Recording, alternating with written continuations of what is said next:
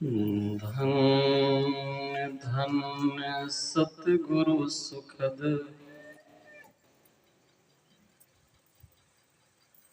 महिमा कही न जाए।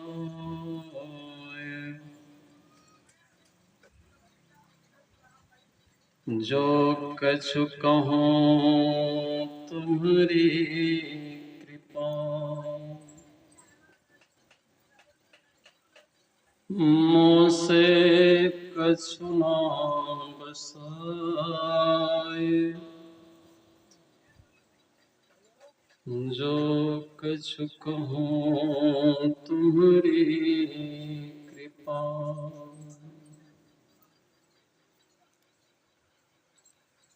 संवेद सम आदरणीय भक्तिमती माताओं, शीलवती गुणवती बहनों, समस्त गुरुजन,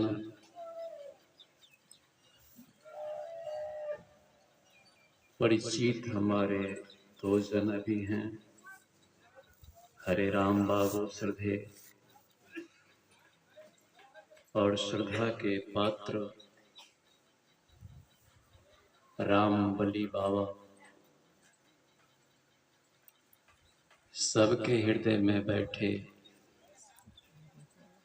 पावन सतगुरु को मैं बारंबार प्रणाम करता हूँ।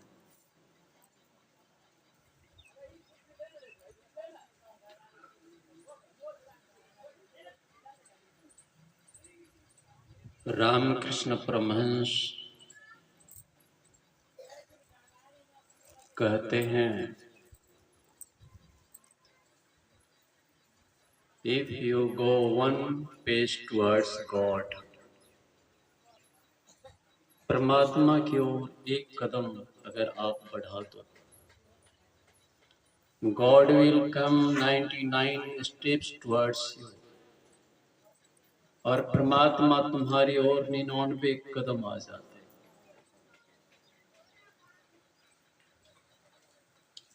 लेकिन होगा कैसे? सुबह सुबह ही एक फकीर एक राज दरबार में पहुंचता है। फकीर ने आवाज लगाई और राज दरबार में पहुंच करके कहा, मैं भिक्षा चाहता हूं आज। राजा ने कहा, ये कौन सी बड़ी बात? फकीर ने कहा है, इतनी सी बात है कि मात्र इतना कर देना कि मेरी छोटी सी भिक्षा पात्र को तुम भर देना, बस इतना ही चाहता हूं। पूरे राज्य में मैं भ्रमण करता रहा, लेकिन मेरी भिक्षा पात्र को आज तक कोई नहीं भर पाया, और मैं इस ख्याल से तुम्हारे पास आया हे राजन कि हो सके हो ना हो तुम ही मेरी भिक्षा पात्र को भर सकते हो। फकीर ने कहा, राजा ने देखा उसके हाथ को, तो भिक्षा पात्र उसके पास तो थी नहीं। उसने कहा कि तुम्हारी भिक्षा पात्र कहाँ है? हे फकीर, मुझे दिखाओ। फकीर ने अपनी झोली में हाथ डाली और भिक्षा पात्र निकाला। एक छोटी सी भिक्षा पात्र हाथ में लेकर के सामने खड़ा फकीर। राजा मुस्कुरा पड़ा, सभी दरबारी हंस पड़े कि इतनी छोटी भिक्षा पात्र और राज दरबार में यह कहे कि भर देना। राजा ने कहा, मैं तुमसे वादा करता हूं ए फकीर, तुम्हारी भिक्षा पात्र को मैं स्वर्ण सरफियों से भरूंगा। और इतना कह करके राजा ने राजकोष के खजाने को खोल देने की आज्ञा दे दी। राजकोष के खजाने से स्वर्ण सरफियां लाई गई और जैसे उसके भिक्षा पात्र में डाली गई, भिक्षा पात्र शून्य हो गई। ना जाने स्वर्ण सर्फियां कहां चली गई। राजा के साथ सारे दरबारी भी आश्चर्यचकित हो गए। ऐसी भिक्षा पात्र आज तक न देखी थी और न सुनी थी कि भिक्षा पात्र में राजकोष के खजाने की कोई चीज डाली जाए और खो जाए। तत्क्षण ही फिर से दरबार के लोग दौड़े और राजकोष के खजाने को फिर से लाए और भिक्षा पात्र में डाला। जैसे भिक्षा पात्र में फिर से डाली गई चीज खजाने की वो असरफियां, देखता है जैसे पात्र में वह गई, सारे खजाने की वस्तुएं चीज खो गई, सारे वस्तु गायब हो गए। यह बात समझ में न आने योग्य थी। राज दरबार से यह बात दूर दूर नगर तक फैल गई कि कोई ऐसा फकीर आया है कि जिसके भिक्षा पात्र में जो भी डाली जाती है खजाने के वस्तु सब के सब गायब हो जाती। और सारे नगर के लोग आने लगे उस फकीर को देखने के लिए।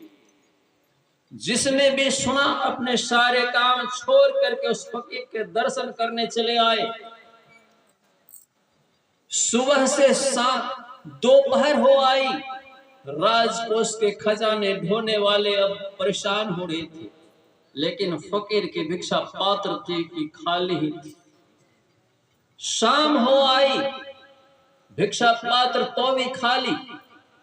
राजा घुटने के बल झुक करके फकीर के आगे कहता है, ए फकीर, मैं नहीं जानता कि आप कौन हो और मैं यह भी नहीं जानना चाहता कि आप हो कौन, लेकिन मुझे कृपा कर इतना बता दो कि तुम्हारी भिक्षा पात्र किस चीज की बनी है कि सारे राजकोष के खजाने खाली हो गए लेकिन तुम्हारी भिक्षा पात्र खाली ही खाली हो गए।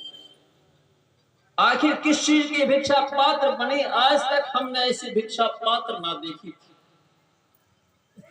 फकीर ने कहा कि हे राजन, मैं शमशान से गुजर रहा था, तभी मेरी निगाह एक मनुष्य की खोपड़ी पर पड़ी और मनुष्य की खोपड़ी को काटकर जिस दिन से इस भिक्षा पात्र को बनाया है तब से हमने देखा जो भी चीजें मैं इसमें देता हूं सब के सब गायब हो जाती। इस मनुष्य की खोपड़ी के भिक्षा पात्र को लेकर जब से मैं चला हूं तब से यह कभी भर नहीं पाई यह भिक्षा पात्र, और न किसी ने भर पाए। मैं इसीलिए तुम्हारे पास आया था कि हो ना हो आप राजा हो और भर ही दो। ऐसे ही हम पूरे जीवन में गुजारते। मनुष्य की खोपड़ी एकमात्र ऐसी चीज है जो कभी भरती ही नहीं है। इसमें कुछ भी डाला जाए इसे भरा ही नहीं जा सकता है। आप देखें जाकर के, एक मकान जिसके पास है उसको कहते होंगे आप तो बहुत बड़े मकान बना लिए हैं, अब तो आप सुख समृद्ध हो गए, संपन्न हो गए होंगे। लेकिन उस आदमी के पास जाएंगे तो उसकी निगाह ठीक बगल वाली जमीन पर टिकी रहती है और उस जमीन को खरीद करके फिर से चाहता है कि दूसरी बिल्डिंग कब बन जाए। और जब दूसरी बिल्डिंग बनती है ना जाने कितने बिल्डिंग की ख्वाहिश हो जाती। हमारा मस्तिष्क ऐसा है कि जिस दिन हमारे भीतर 1 लाख की चाहना होती है और जैसे 1 लाख की प्राप्ति हो जाती है तत्क्षण ही 2, 4 और 10 लाख कब से रूपांतरित होकर हमारे मस्तिष्क में बातें आ जाती है हमें पता नहीं चलता है। इसलिए कर इस मनुष्य की खोपड़ी में अगर आप संसार जब तक डालते रहेंगे तब तक यह भरने वाली चीज नहीं है। इसे भरा जा सकता है लेकिन भरे तो कैसे? क्यों भटकता फिर रहा तू वह तलाश यार में? बहुत सारे तलाश कर रहे, बहुत सारी चीजों से भर लेना चाहते, लेकिन आज तक जो बाहर बाहर दौड़ करके भरना चाहा किसी का नहीं भरा। यहां तक कि बड़े बड़े राजे आए और इसे भरना चाहा, ना भर पाया। तो भला आप और हम बाहर के संसार से भर लेने की कोशिश करते हैं, कैसे भर पाएंगे? क्यों भटकता फिर रहा तू ऐ तलाश यार में, रास्ता सहरग में है दिलवर पे जाने के लिए। और जिस महबूब की तलाश, जिस दिलवर की तलाश है, जिस प्यास जैसी हमारी भर की है, जिस प्यास की हमें तलाश है, उस प्यास को एकमात्र कोई प्यास खत्म कर सकता है, वह परमात्मा, वह परमात्मा दर्शन और परमात्मा की भक्ति। एक बार जीसस चले जा रहे थे अपने शिष्यों के साथ। जीसस एक कुएं पर पहुंच करके एक पनिहारी से कहता है, मुझे पानी पिलाओ।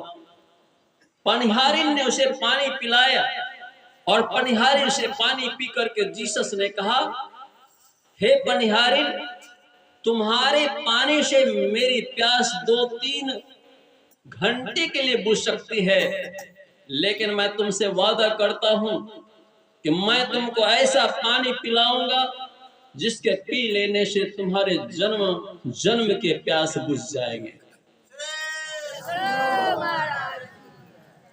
जब हम सदगुरु के शरण में जाते हैं तभी हमारी प्यास बुझती, और जो सदगुरु का शरण नहीं पकड़ा उसका जीवन मरण यूं ही चला जाता है। इसलिए जब किसी ने पूछा, संत सदगुरु विवेकानंद स्वामी के सदगुरु रामकृष्ण परमहंस से कि महाराज, ये परमात्मा दर्शन कैसे होगा, ये परमात्मा की ओर जाए कैसे, और परमात्मा सचमुच है क्या? क्या कहा था? If you go 1 step towards, एक कदम तुम परमात्मा को तो बढ़ा लो। हमारे सदगुरु महाराज सब परीक्षा दे रहे थे, परीक्षा में प्रश्न आया था और सभी जानते, और बाद में क्या लिख करके चले गए कि देह धरे, देह धरने का एक ही फल है कि यह परमात्मा की भक्ति कर लेना। और यह लिखते हुए वो प्रश्न पत्र का हल करते हुए निकल गए और सन्यास को ग्रहण कर लिया।